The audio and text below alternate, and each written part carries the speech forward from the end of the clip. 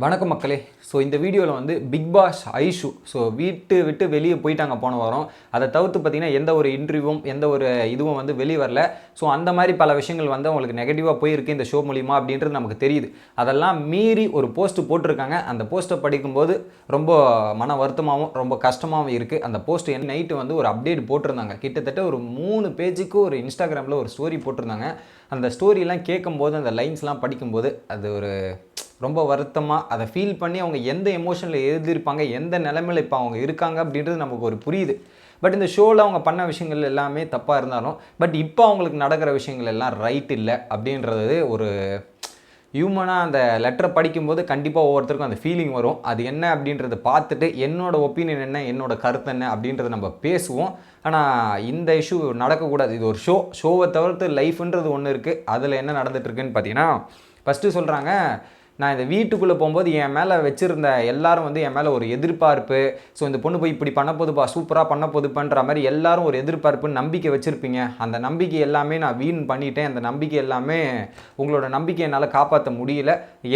என் மேலே எனக்கு நம்பிக்கை இருந்தது போச்சு. நான் என் மேலே ஒரு நம்பிக்கை வச்சுருப்பேன்ல, அந்த நம்பிக்கை போகிற அளவுக்கு ஒரு காரணமாக ஆகிட்டேன். நான் எனக்கே என் மேலே நம்பிக்கை இல்லாமல் ஒரு பக்கம் சுற்றிட்டு இருக்கேன் அப்படின்ற மாதிரி அவங்க ஓப்பனாக சொல்கிறாங்க. நம்பிக்கை போயிடுச்சுன்னா ஸோ எல்லாருக்குமே அவங்க மேலே இருக்கிற நம்பிக்கை தாங்க முக்கியம். அந்த நம்பிக்கையை அந்த பொண்ணு இழந்துன்னும் போது அது கொஞ்சம் ஆடான வேர்டாக தான் நான் பார்க்குறேன். குறிப்பாக வந்து இத்தனை கம்யூனிட்டின்னு சொல்லிட்டு பல பெண்களுக்கு உதாரணமாக நான் ரீப்ரசன்ட் பண்ணணும்னு வந்தேன். அதுக்கான முயற்சி எடுத்து சில விஷயங்கள் பண்ணேன். பட் சில விஷயங்கள் தவறுதலாக போயிட்டு அதை என்னால் முழுசாக கண்டினியூ பண்ணி முடிக்க முடியாத நிலைமையும் ஒரு பக்கம் வந்துருச்சு அப்படின்ற ஒரு பாயிண்ட்டை சொல்லியிருந்தாங்க. அடுத்து பார்த்திங்கன்னா விசித்ரா, யுகேந்திரன், பிரதீப், அர்ச்சனா, மணி அண்ணா, இந்த நான் 5 பேருமே வந்து நான் தப்பான பாதையில் போயிட்டுருக்கேன், தப்பான டைரக்ஷனில் போயிட்டுருக்கேன்றது அவங்களுக்கு தெரிஞ்சிருக்கு. அதை தெரிஞ்சுக்கிட்டு என்னோடய டைரக்ஷனை மாற்றணுன்ற மாதிரி பல இடத்துல முயற்சி எடுத்திருக்காங்க, திருத்தணும்னு நினச்சிருக்காங்க. ஸோ அவங்கள சொன்னது எனக்கு புரியாமல் நான் விட்டுட்டேன். பட் எனிவே அவங்களுக்கு ஒரு மிகப்பெரிய நன்றி அப்படின்றத ஓப்பனாக சொல்லியிருந்தாங்க. கண்டிப்பாக நிறைய இடத்துல விசித்ரா இப்போ சொல்லியிருக்காங்க, அர்ச்சனாலேருந்து எல்லாருமே சொல்லியிருந்தாங்க. பட் அது ஒரு இதில் இருக்கும்போது அவங்களால அந்த கேம் இருக்கும்போது அது மாதிரி டைமென்ஷன் தாங்க, அந்த மாதிரி இடம் தாங்க, அது கரெக்டாக நம்மளால் புரிஞ்சிக்கவும் முடியாது. அதுக்கேற்ற மாதிரி அவங்க ட்ராவல் பண்ணுவாங்க. பட் எனிவே வெளியே வந்து அது தெரிஞ்சுக்கிட்டாங்க. பட் அதுக்கப்புறம் நடக்கிற விஷயங்கள்லாம் மோசமாக இருக்குது. அடுத்து அந்த வீடை பொறுத்த வரையும் பார்த்தீங்கன்னா நம்ம கோ கண்டஸ்டன்ஸோட நிறைய ரெஸ்பெக்ட் இருக்கும், நிறைய லவ்ஸ் இருக்கும், இதெல்லாமே இருக்கும். பட் அதையும் மீறி என்னென்னா அங்கே வந்து வீட்டில் வந்து நெகட்டிவ் திங்ஸை தான் சொல்கிற மாதிரி சொல்லுவாங்க. ஸோ அதனால் பார்த்திங்கன்னா நம்ம பலரோட நெகட்டிவ் திங்ஸை சொல்ல வேண்டிய காரணத்துக்கு சுச்சுவேஷனுக்கு நம்மளை தள்ளப்படுவோம். அந்த சுச்சுவேஷனில் வந்து ஒரு சில விஷயங்கள் வந்து கட்டாயத்தின் பேரில் சொல்லி தான் ஆக வேண்டியும் என்ற நிர்பந்தனையில் சொல்லி தான் ஆகும். ஒரு சில விஷயங்கள் உண்மையே இருக்காத அளவுக்கு இருக்கும், அதை சொல்லியே ஆகணுன்ற மாதிரி சொல்கிறாங்க. எந்த இன்சிடெண்ட்டை மீன் பண்ணுறாங்கன்றது உங்களுக்கு தெரிஞ்சிருக்கும், புரிஞ்சிருக்கும்னு நினைக்கிறேன். ஸோ அந்த மாதிரி சுச்சுவேஷனில் தள்ளப்பட்டு நாங்கள் அதை சில விஷயங்கள் பண்ணியிருக்கேன் அப்படின்றது சொல்கிறாங்க. குறிப்பாக வந்து இந்த வீட்டை பொறுத்தவரையும் நட்பு, காதல், கோபம், இந்த மாதிரி ஆங்கர், இந்த மாதிரி இஷ்யூவில் வந்து நான் வந்து என்ன முடிவு எடுக்கிறேன், என்ன பண்ணுறேன்றதே தெரியாமல் போயிட்டு ஒரு சில விஷயங்களில் போய் மாட்டிக்கிட்டேன். நானாக போய் என்ன யோசிக்க தெரியாமல் அந்த குரூப்பில் போய் இணைஞ்சு பல விஷயங்கள் தப்பாக போயிடுச்சு அப்படின்ற மாதிரி சொல்கிறாங்க. குறிப்பாக வந்து பிக் பாஸ் வீட்டு மாதிரி ஒரு டாக்ஸிக்கான என்விரான்மெண்ட் நான் பார்த்ததே இல்லை. இது வரைக்கும் நான் அந்த மாதிரி ஒரு என்விரான்மெண்ட்டில் இருந்ததே இல்லை அப்படின்றதையும் சொல்கிறாங்க. அடுத்து என்னோடய ஃபேமிலியை மட்டும் விட்டுருங்க. ஸோ இந்த மாதிரி இஷ்யூஸில் வந்து சோஷியல் மீடியாவில் நிறைய வீடியோஸு, போஸ்ட் இதெல்லாம் ட்ரெண்ட் பண்ணுறதுலாம் பார்த்து எனக்கு ரொம்ப வருத்தமாக இருக்குது. குறிப்பாக வந்து எங்கள் ஃபேமிலிக்கெல்லாம் ரொம்ப வருத்தமாக இருக்குது. அதை எப்படி ஃபேஸ் பண்ணுறதுன்னு தெரியாமல் நாங்களே முழிச்சிட்ருக்கோம். ஸோ அவங்க ஒரு லைன் அதை எண்டிங் த லைஃப்ன்ற மாதிரி ஒரு வார்த்தை போட்டிருந்தாங்க. நான் உயிரோடு இருக்கிறதுக்கு இப்போ மெயின் காரணம் என்னென்னா எங்கள் அப்பாவும் அம்மாவும் கூட இருக்கிற நம்பிக்கையில் தான் நான் இருக்கேன். ஸோ இப்போ வரையுமே என்னை வந்து கூட இருந்து மோட்டிவேட் பண்ணிக்கிட்டு அதுலேருந்து இது பண்ண ட்ரை பண்ணிகிட்டு இருக்காங்க.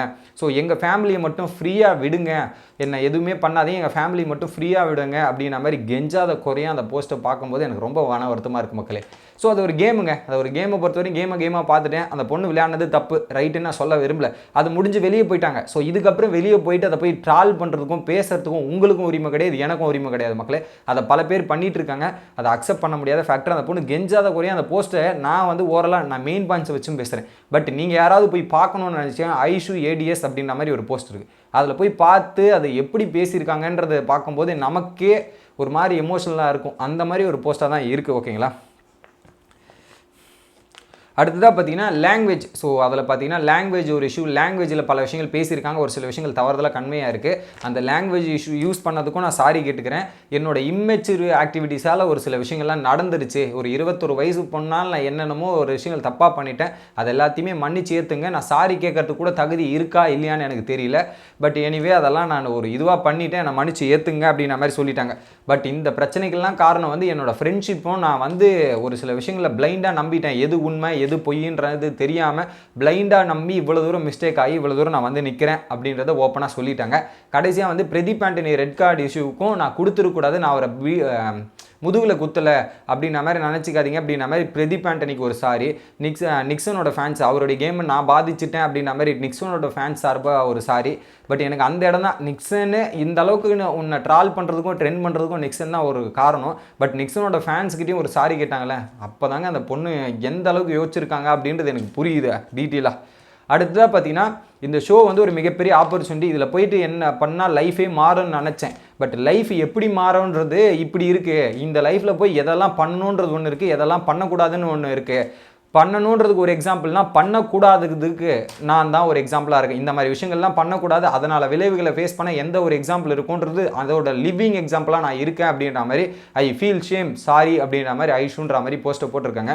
என்னை பொறுத்தவரை நான் என்ன சொல்கிறேன்னா, அந்த ஒரு கேமை அந்த பொண்ணு ஒரு கேமாக விளையாடிச்சு, ஓகேங்களா. கேமாக என்ன வேணாலும் விளையாடி இருக்குங்க, அதுக்குள்ளே இருக்கட்டும், ரிலேஷன்ஷிப் இதெல்லாம் இருக்கட்டும். நான் கூட பல இடத்துல வந்து பேசியிருக்கேன், இதெல்லாம் பண்ணியிருக்கேன்.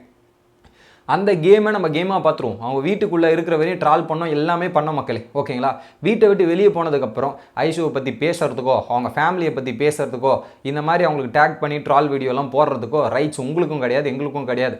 அந்த மாதிரி போயிட்டு அந்த ஃபேமிலி ஒரு கிரிட்டிக்கலான சுச்சுவேஷனுக்கு தள்ளப்படுறோம். அந்த பொண்ணோட அந்த மைண்ட் செட்டை அப்செட் பண்ணி வேறு எதனா தவறுதலான முடிவு கேட்டதுக்கு மைண்ட் வைஸ் ரொம்ப டிஸ்டர்ப் பண்ணுறோம். அந்த மாதிரி வார்த்தைகள் தான் அந்த லெட்டர்லையும் இருக்குது. அவங்க எவ்வளோ ஸ்ட்ரகிள் பண்ணுறாங்க, எவ்வளோ இது பண்ணுறாங்க அப்படின்றது கெஞ்சாத குறையாக கேட்டுட்டு இருக்காங்க.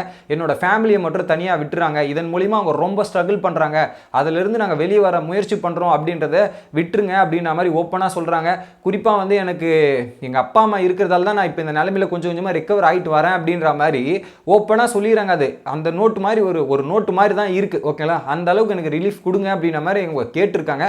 அதுக்கு மீறி இதுக்கு மேலே பண்ணுறவங்கலாம் என்ன சொல்கிறதுன்னு தெரியல. இதுக்கு மேலே வந்து அதை ட்ரால் பண்ணி வீடியோ டேக் பண்ணி இதெல்லாம் பண்ணி போகிறது ரொம்ப கேவலமான கேடுகெட்ட செயலாக நான் பார்க்குறேன். இதுக்கப்புறம் அவங்க ஃபேமிலிக்கும் அந்த பொண்ணுக்கு தேவையான பல விஷயங்களை கொடுக்கணும். ஏன்னா இது ஒரு சின்ன வயசுங்க, 21 வயசு தான். ஸோ இந்த பிக் பாஸ் சீசனில் பல பேருக்கு இந்த மாதிரி நெகட்டிவ் இமேஜாக போயிருக்கு. அதை ஹேண்டில் பண்ணுற சுச்சுவேஷனை வந்து அவங்க பண்ணியிருப்பாங்க. பட் டிஃபிகல்ட் தான்.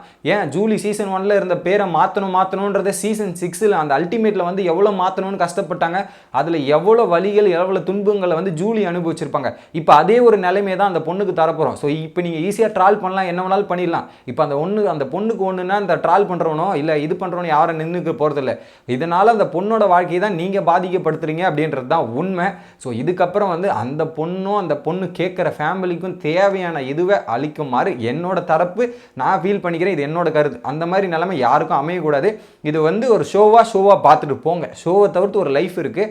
அந்த லைஃப்பில் இருக்கும்போது ஷோவில் இப்படி விளையாண்டாங்களா சரி இல்லையா, அவ்வளோதான், ஷோ முடிஞ்சு போச்சு, அந்த பொண்ணு வெளியே போயாச்சு, அவ்வளோதான், விட்டுறணும். அதை தவிர்த்து அவங்க இப்படி பண்ணாங்க அப்படி பண்ணாங்கன்றது வெளியே போய் பேசுறதுக்கான உரிமையும் கிடையாது. நீங்கள் ஷோவாக பார்த்துட்டு போங்கன்றது தான் என்னோட கருத்து மக்களே. உங்களோட கருத்து என்ன அப்படின்றத கமெண்ட் பண்ணுங்கள். வீடியோ பிடிச்சிருந்தா மறக்காமல் லைக் பண்ணுங்கள்.